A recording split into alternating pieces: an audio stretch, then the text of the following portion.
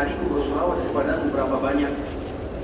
Pengajian setelah maghrib hari Sabtu malam minggu tapi kalau seandainya engkau tak maka lebih baik. tanggal Sahabat ini kembali mengatakan, bagaimana kalau sekiranya sepertiga? berapa sekarang? Maka Nabi SAW mengatakan bagus. 9 Tapi kalau November seandainya engkau tambah maka lebih bagus. 9 November 2024 di Masjid Madinah Al Munawwaroh, Maka di saat itulah Nabi Haram SAW Madinah. mengatakan, idan tufahamuka wa tufaru dhanbuk.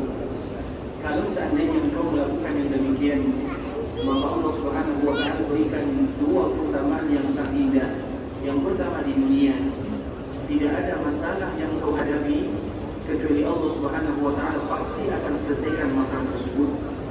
Dan yang kedua, wa tughfaru dzambuk, tidaklah engkau melakukan kesalahan kecuali Allah Subhanahu wa Ta'ala akan ampunkan kesalahan dan kekhilafan tersebut. Dan ini merupakan keutamaan bersolawat kepada Rasulullah SAW. Maka sudah semestinya seorang muslim untuk memperbanyak waktunya menggunakan kalimat-kalimat yang mulia, lafaz-lafaz yang indah dicintai oleh baginda Rasulullah SAW. Dan di antara lafaz tersebut adalah mengucapkan salam dan salawat kepada Nabi SAW. Kemudian bagi kita yang ada di kota Madinah, dianjurkan bagi kita untuk mengunjungi 5 tempat, 2 masjid dan 3 perkuburan. Adapun masjidnya ikhwatul Islam, yang pertama adalah Masjid Nabawi. Masjid Nabawi adalah tujuan pertama kaum muslimin. Kemudian yang kedua adalah Masjid Quba. Kemudian yang ketiga adalah perkuburan baginda Rasulullah SAW sekaligus kedua orang sahabatnya Abu Bakar dan Umar radhiyallahu ta'ala anhuma. Kemudian yang keempat adalah perkuburan Baqi' al-Gharqad. Dan yang kelima adalah perkuburan syuhada Uhud. Inilah tempat yang tidak boleh ditinggalkan oleh kaum muslimin, terkhusus di kala mereka berada di kota Madinah. Kemudian di kala mereka berada di kota Madinah, hendaklah mereka tidak meninggalkannya kecuali setelah mereka berziarah ke 5 lokasi yang telah disebutkan oleh para ulama. Yang pertama adalah Masjid Nabawi. Masjid Nabawi adalah masjid yang dimuliakan oleh Allah Subhanahu wa Ta'ala, yang dia merupakan masjid Rasulullah SAW. Dan nanti akan kita kembalikan atau kita akan kembali melanjutkan pembahasan tentang ibadah yang kita lakukan di dalam Masjid Nabawi. Kemudian yang kedua adalah Masjid Quba, masjid yang fondasinya iman dan takwa, dan lokasinya juga masih berada di bagian tanah haram. Bahkan Masjid Quba merupakan ujungnya tanah haram, karena itu merupakan di antara tanda tanah haram yang ada di kota Madinah. Karena Madinah itu diapit oleh 2 lembah, sebagaimana juga dibatasi oleh 2 gunung atau 2 bukit. Bukitnya bernama Bukit Ir dengan Bukit Thur, sedangkan lembahnya bernama Lembah Waqim dan Lembah Wabrah.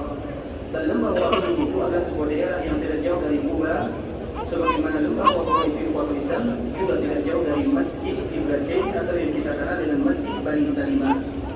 Kemudian gunungnya atau bukitnya, yang pertama disebut dengan Bukit Ir dan yang kedua disebut dengan Bukit Thur. Itu merupakan batasan-batasan yang menunjukkan keharaman kota Madinah. Sehingga Masjid Quba itu masih bagian daripada tanah haram. Artinya di kota Madinah, di kota Islam, 2 masjid inilah yang harus kita kunjungi.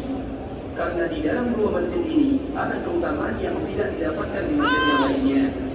Sedangkan masjid yang lainnya yang ada di kota Madinah, selain daripada 2 masjid ini, keutamaannya sama dengan masjid-masjid yang ada di dunia.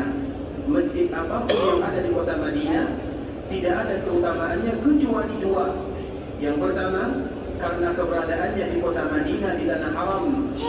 Yang kedua, karena dia adalah rumah Allah Subhanahu wa Ta'ala yang ada di dunia. Itu saja. Artinya sama dengan masjid-masjid yang lainnya. Maka ketika kita berkunjung ke kota Madinah, misalnya kita ingin pergi ke Masjid Bani Salimah. Masjid Bani Salimah itu yang kita kenal dengan Masjid Qiblatain misalnya. Jika kita berada di sana, tidak ada fadilah. Jika kita berada di sana, tidak ada keutamaan khusus kecuali 2. Yang pertama itu adalah masjid, karena setiap masjid itu mulia. Dan yang kedua, lokasinya berada di bagian daripada tanah haram. Itu saja kemuliaannya.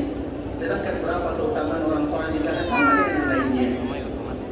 Begitu juga dengan masjid-masjid yang ada di kota Madinah. Semua masjid yang ada di kota Madinah, hanya Masjid Nabawi dan Masjid Quba yang ada keutamaan sebagaimana yang telah kita sebutkan. Sedangkan masjid yang lainnya mungkin memiliki nilai sejarah, seperti misalnya Masjid Khandaq yang kita kenal dengan Masjid Sab'ah Masajid. Kalau seandainya ada di antara kaum muslimin yang sholat di dalamnya, tidak menjadi masalah. Tapi keutamaan sholatnya sama dengan masjid-masjid yang lainnya. Dan keutamaan lainnya karena keberadaannya di dalam kota Madinah, di tanah haram itu saja. Sedangkan Masjid Madinah atau Masjid Rasulullah SAW dan Masjid Quba itu merupakan di antara masjid yang memiliki nilai keutamaan yang sangat luar biasa. Karena dulu ikhwatul Islam, masjid yang ada di zaman Nabi SAW itu sangat banyak sekali. Atau sebagaimana yang kita kenal dengan istilah musalla atau surau. Karena para sahabat Nabi, setiap kali mereka ingin membangun masjid, artinya bukan masjid jami', masjid yang hanya dijadikan untuk salat 5 waktu sahaja, maka mereka minta izin dulu kepada Nabi SAW. Kemudian Nabi SAW salat di sana. Kemudian setelah Nabi salat di sana, maka baru mereka membukanya, kemudian dijadikan bagian daripada masjid.